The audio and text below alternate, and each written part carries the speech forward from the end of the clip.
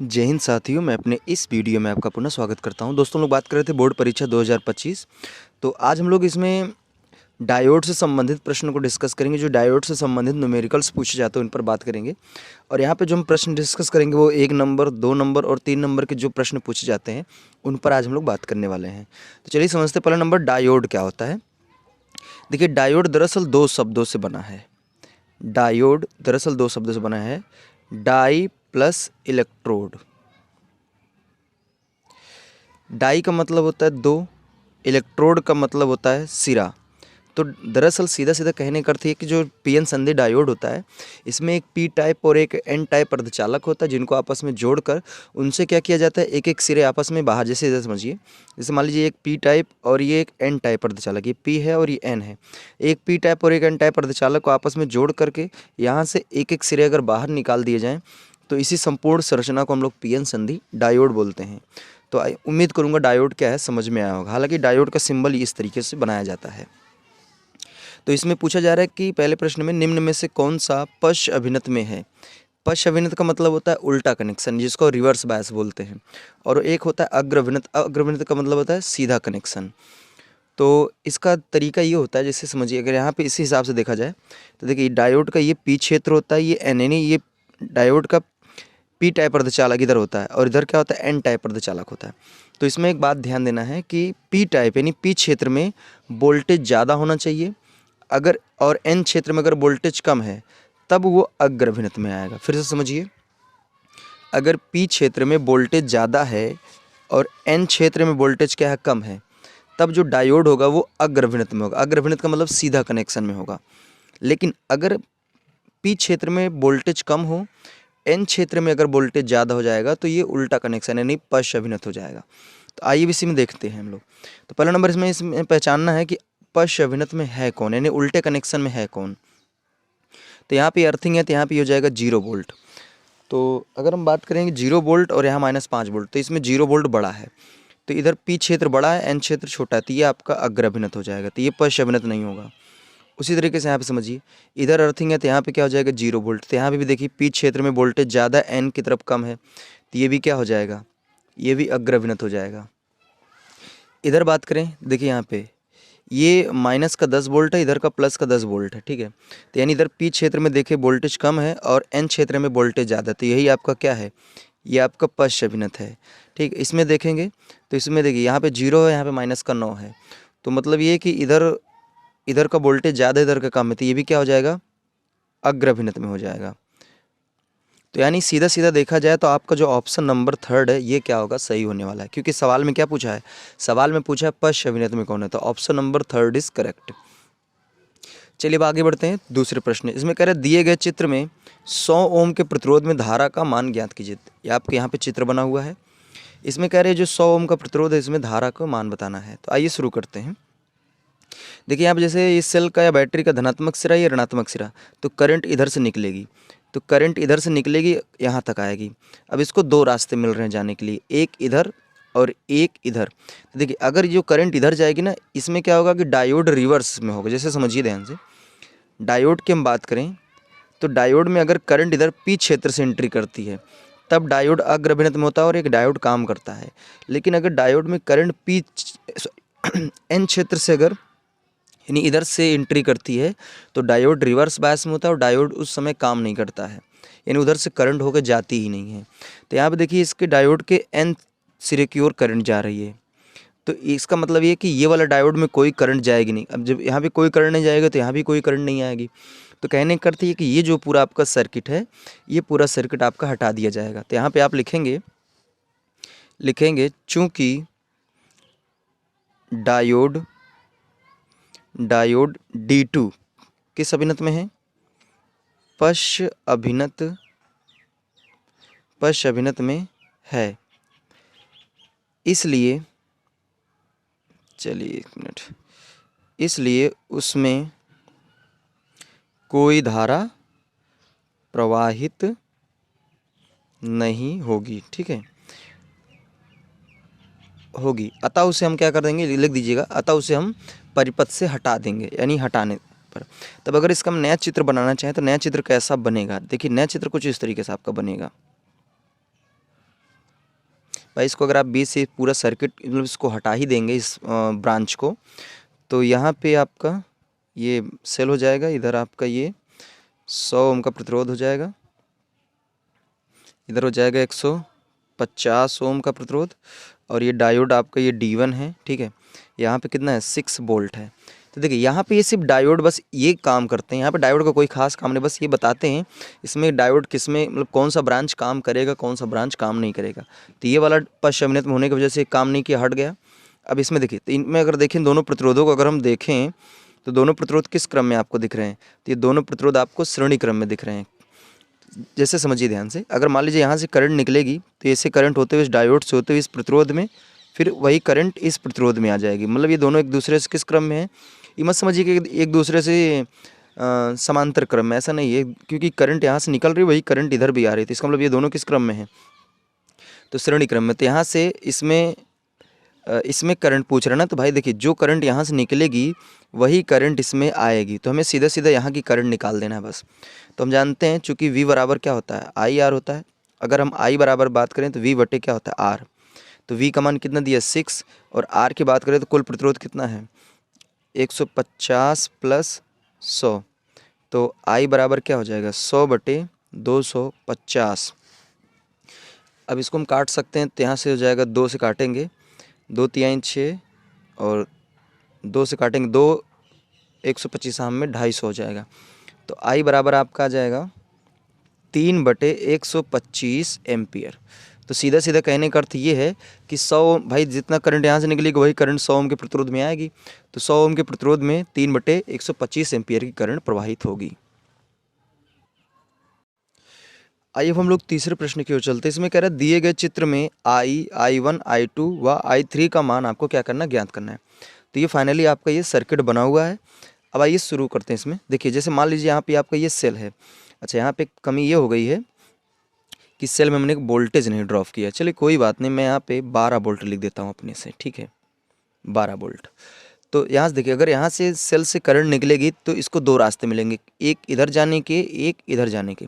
तो हालांकि इसमें हमने करंट को शो नहीं किया है। हाँ, एक चीज़ आपको और भी ध्यान देना है, अगर मान लीजिए इनके बीच में अगर कोई प्रतिरोध वगैरह नहीं है तो इनको हम फाइनली इसमें यानी इस चीज़ को फाइनली हम इसमें ऐड कर सकते हैं, मतलब इन दोनों को हम कंबाइंड कर सकते हैं, ठीक है।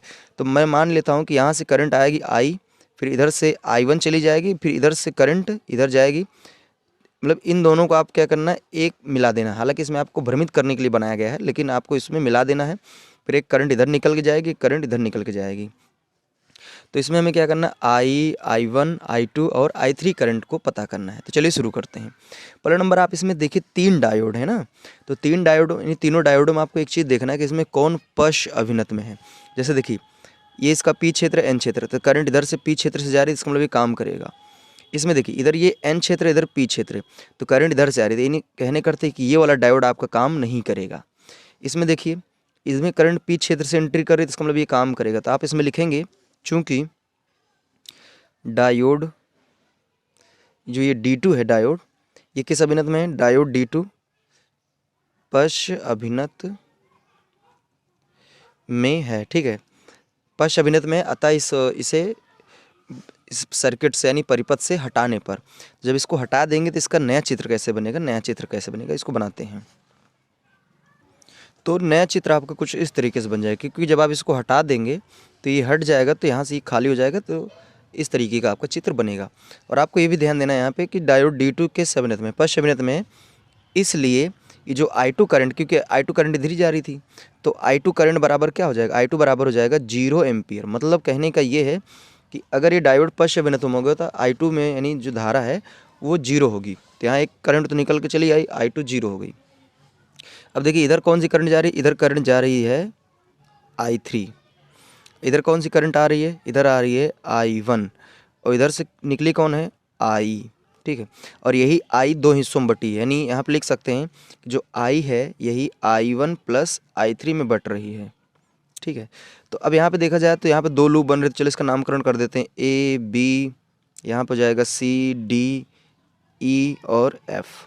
तो बेसिकली यहाँ पे आपको 2 लूप दिख रहे हैं, तो हम पहला लूप इसमें घूमेंगे, ठीक है, फिर इसके बाद इसमें घूमेंगे। तो लिखेंगे बंद लूप ए बी, पहले इसमें लिखेंगे, ठीक है, ये वाले में, छोटे वाले में, तो A B C F A में।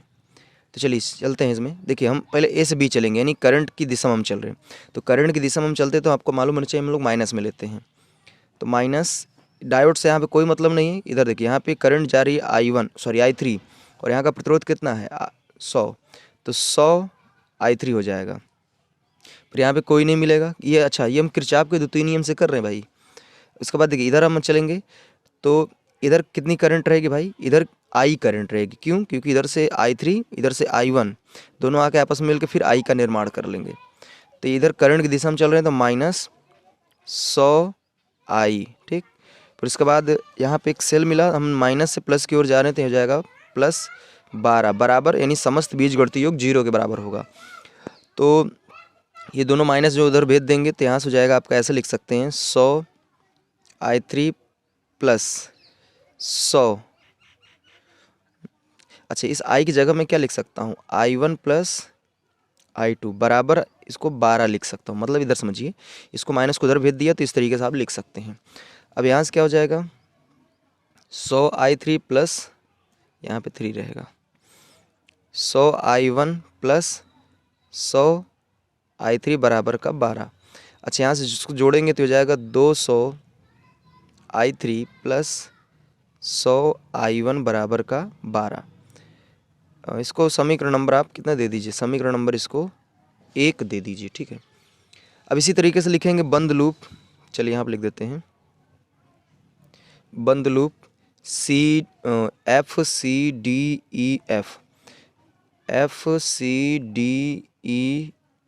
में, ठीक है।